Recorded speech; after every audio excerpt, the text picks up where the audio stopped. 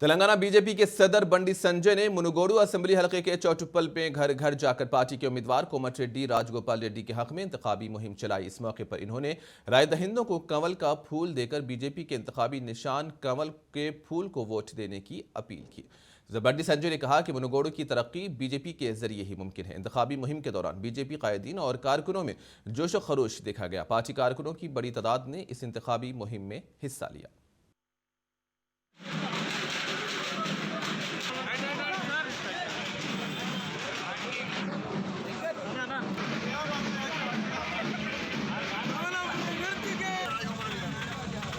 नवासाना